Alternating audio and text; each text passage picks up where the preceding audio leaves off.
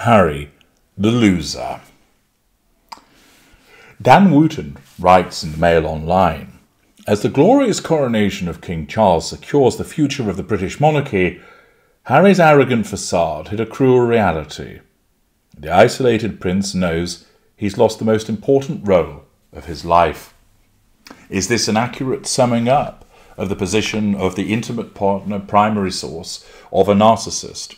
Does he realise that he's lost the most important role of his life? Does he care? Or is he still wrapped within that fog of emotional thinking and the manipulations of his wife, so that he doesn't really understand what it is that's happening to him, nor what is actually going on and what he's losing? Mr. Wooten writes, the rabid Republicans, Britain-hating BBC and shameless Sussexes have lost. On a glorious day for Great Britain, undampened by the soggy weather, Britain's royal family showed why the monarchy in this country will endure far beyond the reign of the late Queen Elizabeth II. In a timeless coronation ceremony, rich in tradition, but featuring an appropriate degree of modernisation, the strength of the crown was on display to a global audience of billions. And King Charles III got the moment for which he has waited 70 years. I haven't always been his biggest fan, but not a foot has been put wrong since the death of his mother, and he deserves our support. So how must Prince Harry have felt watching this historic service in the third row with also ran royals, knowing he spent the past 3 years trying to torpedo the very institution his beloved grandmother worked so hard to maintain? The cheeky chappy facade was on full display as he sauntered into Westminster Abbey, cracking jokes like he owned the place, hiding a reality crueler than a receding hairline that makes his mockery of his brother's balding in his autobiography Spare look even more hypocritical. The fifth in line to the throne has missed out on the role of his life, and deep down he knows that. I am inclined to agree with Mr. Wooten's assessment that Harry realises that he has missed out. His late mother, Princess Diana's wish was that her youngest son would be there to support Prince William during what she would know as an undoubtedly testing reign for Charles III, who is trying to follow the greatest of all time. But that was before William had found Kate, Diana's successor as Princess of Wales, who showed how her gorgeous family represents the future of the monarchy. And didn't Prince George, Princess Charlotte and little Louis do their grandfather proud, while making all of our collective hearts swell? Wales are a family, united in service and duty. It was especially touching to see the bond between father and son soon after the most holy moment of the crowning ceremony. Charles and William, whose once rocky relationship has been transformed to an unbreakable union of mutual respect and love, have never been more at one. By contrast, Harry walked into the Abbey, isolated and alone, a painful representation of how his family and most of the country now feel about him as a direct result of his destructive behaviour, which, of course, as I've mentioned to you previously, is as a result of the ensnarement that he has found himself in.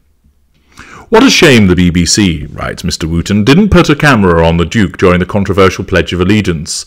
I swear that I will pay true allegiance to your Majesty, and to your heirs and successors according to law, so help me God. If Harry did join millions of us in reciting the oath, then surely he has to call his publisher, Penguin Random House Quick Smart, and ask for every copy of his treacherous Moanfest Spare to be pulped. My prediction is he muttered along with the same lack of conviction in which he sang God Save the King at the late Queen's funeral. Sadly, the heavens opened in London during the ceremony. I like to think they were tears of Harry's wife watching the wall-to-wall coverage of the coronation on US television from her Montecito mansion, fuming at the fact the world has, yet again, realised how much they adore the important traditions of the British monarchy. Despite the weather, there were many small mercies to rejoice in. Regal Tory Penny Mordaunt was no doubt privately thanking her lucky stars that Rishi Sunak never promoted her to a more senior cabinet role so she could play a central role in history and burnish her credentials for a future run at the top job. Camilla looked truly overwhelmed as she was formally crowned queen, no doubt wryly wondering, how on earth did I end up here? And thank the Lord the pen used by the new king early in the service didn't leak. But what of the Harry's wife Republican disciples causing disruption on the streets of London, who shamefully tried to distract the horses during the procession, screaming into the abyss while 90% of the country realised yesterday should have been a moment of unity, unbothered by divisive politics? Outside of the BBC, Woke ITV and Sly News, who have become suddenly obsessed with their minority cause, they thankfully proved an irrelevance yesterday. But the biased and unpatriotic broadcast media has once again shown how out of touch it is with the population they claim to represent, with their Republican fervour in full display over the past 24 hours.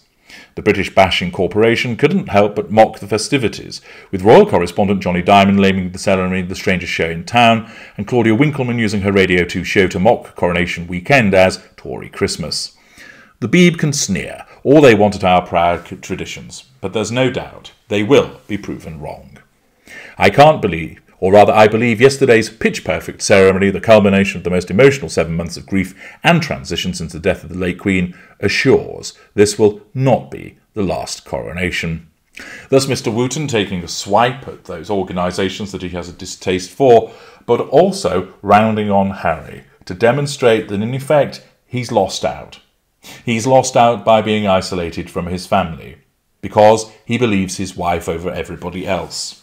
He's lost the respect and love of the British public as a consequence of his behaviour, which, of course, has been influenced and directed by his wife.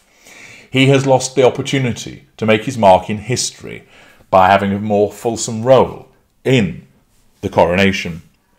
And although he is dim-witted, and although he remains caught in the fog of the manipulation, there will be a part of Harry that realises that he has fucked up.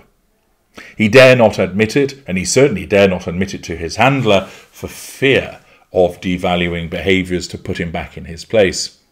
But the fact remains that Harry cut adrift as a consequence of believing the lies of his wife, cut adrift as a consequence of his behaviour, which has resulted in so many members of the royal family saying, "You did not play your part. You have thrown shit at this family." It is not a perfect family, but families ought to sort things out privately, and you didn't. And the reason is, you were influenced, time and time again, by your wife, the narcissist, who has drawn a wedge between you and us, as narcissists so often do. And Harry has lost out in so many different ways, which is often the consequential outcome for the intimate partner primary source victim of a narcissist. I'm H.G. Tudor. Thank you for listening.